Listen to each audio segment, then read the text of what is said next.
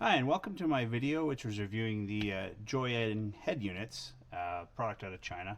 I'm in my 2006 Duramax today, and this particular joying is called the PX5, and I installed it about 7 years ago. It's 2025 January right now, and I installed it in early 2018. And so I've had it for 7 years, and I want to talk a little bit of what I like and dislike about this one before I actually go through an upgrade. And so I'm not sure which one I'm going to be getting just yet. So you'll have to just check the video title and the tail half of this video. So right off the bat, I'm going to start by showcasing you this. I got my nerd glasses today, so I can do some filming of it as well.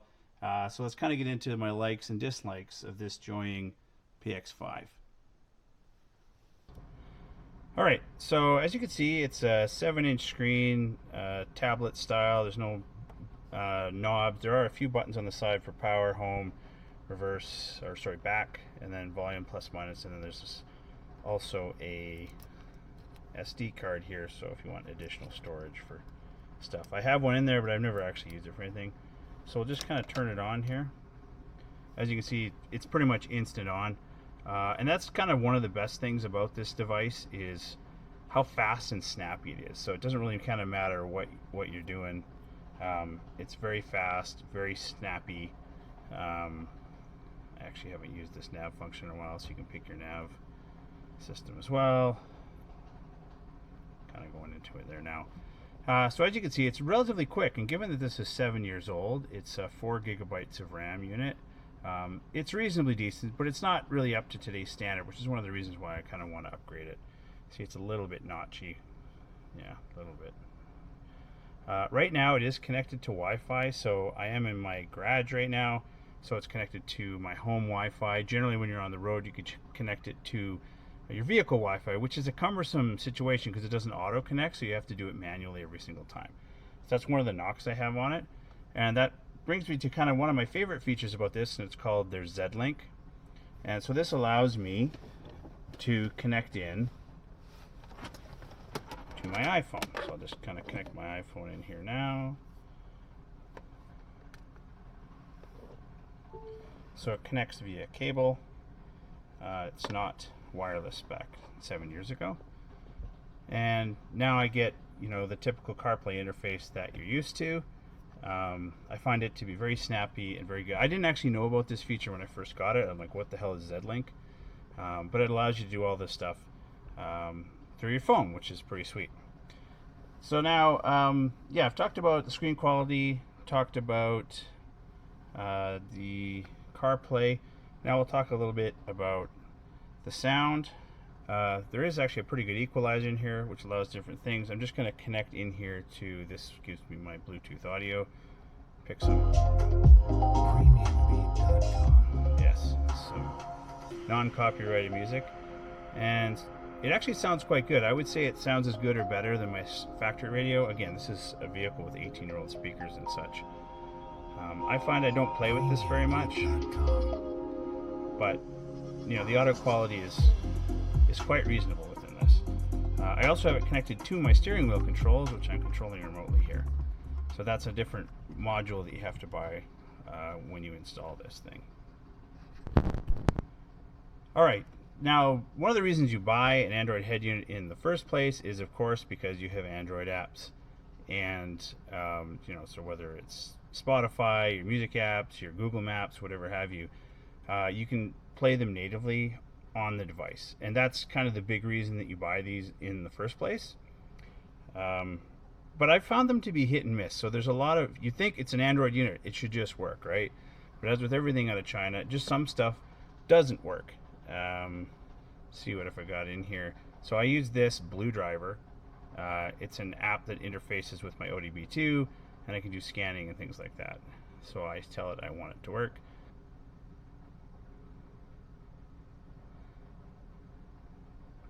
So as you can see, it's just stuck here. It can't really interface with the Bluetooth properly. It's not going to be able to read the code. So I'd love to be able to do live scanning while I'm driving, especially sometimes when I'm towing. I'll get a code when it's really hot out or something like that, and I want to kind of monitor certain fuel values or something like that. It just doesn't work. So I don't know why. I also had another app for tire pressure monitoring sensors. It just doesn't start. there's really nothing you can do about it. So that's kind of like a hit and miss on the Android apps. My assumption is getting a new one would make that better, but of course I have no guarantees of that. Right now I'll just put this thing into gear here, and I put it in reverse, and you can see I get my backup camera. I actually use some different buttons down here. You can kind of see them, they're kind of hidden, to change between different backup cameras that I use. So this one is for my fifth wheel hitch, and then this is the rear tailgate as well. So that works with this pretty well. The newer ones have more cameras you can hook in. I just use this interface box here to toggle between the various inputs. This was a tricky thing to get working. Something is wrong with the memory in this unit, and it's always been that way. So for instance, the position of this thing is supposed to be remembered, and you can move it around. It's sort of a quick hitter. You can hit quick things like, I don't even know what they are. Like for instance, if you want to turn the screen brightness up or down, you can do it in there. You want to blank out the screen, things like that. You can kind of do in this quick hitter. But every time you start the truck, this thing is moved back, to there or to here, I think it is, and it's annoying. Secondly, it can't keep time. It's constantly forgetting what time it is, and you can set it to kind of an auto time, which I think is down here under system, and it just doesn't remember. So I turned that off, and I have to set the time, and so the problem is daylight savings time. It just screws it up for quite a while, and so that's kind of another annoying thing. So that kind of happens throughout the unit, where it just forgets things. It forgets settings, especially if you don't use the vehicle for a while. It just seems to forget. Alright, so the number one knock I have on this particular unit is the thing that I bought it for, which is for making Bluetooth calls. Now, every time that I phone somebody, they say, we can't make out what you're saying. It's all crackly, you sound like a robot, things like that. So we're actually going to test it here. So the truck's not running at the moment, so I'm actually going to start it. I think because that's going to make this more representative. Alright, so we got the truck started, kind of in a normal environment here. I'm going to initiate the call from my phone. Just because it's a little bit easier here, and I'm calling my son. Alright, so it's set up there. Pulls up the app. Hello? Hey, how you doing? Hi. Alright, so I'm testing the Bluetooth. You're very crackly. Very crackly, yeah. So when I had the truck off, it worked okay. The truck's running. It's crackly. Do you even hear me? Yeah, it's just you're crackly. Alright, so you're recording this on your end? Yes? Alright, wonders of technology and nerd class. Alright, thank you for the help. Okay, bye.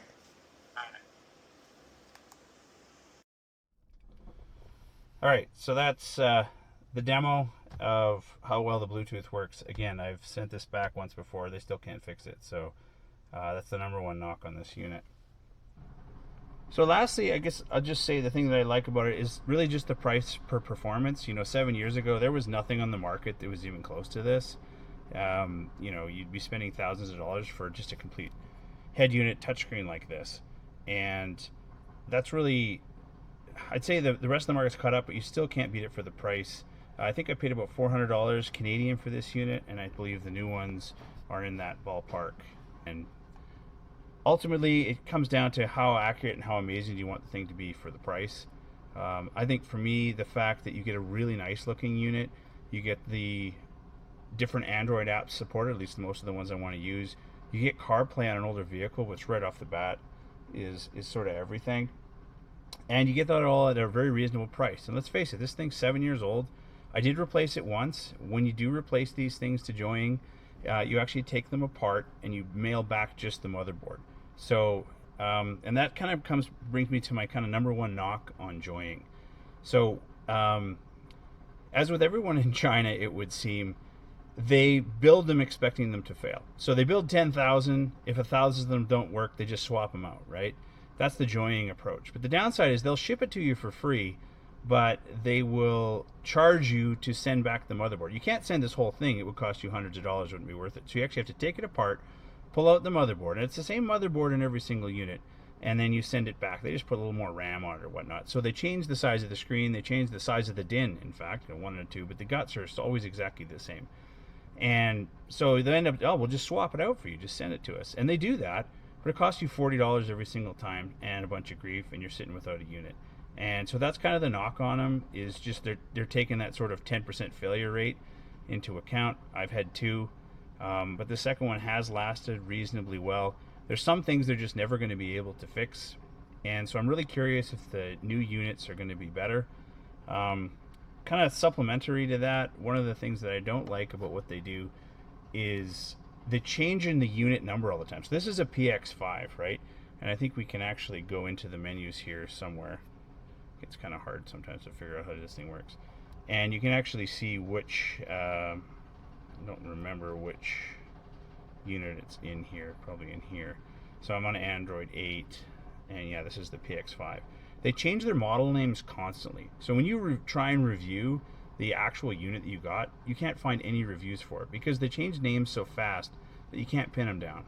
And so you end up kind of guessing. And so all joinings are basically the same. That's what I'll tell you. They have really good screens. They have reasonably good software.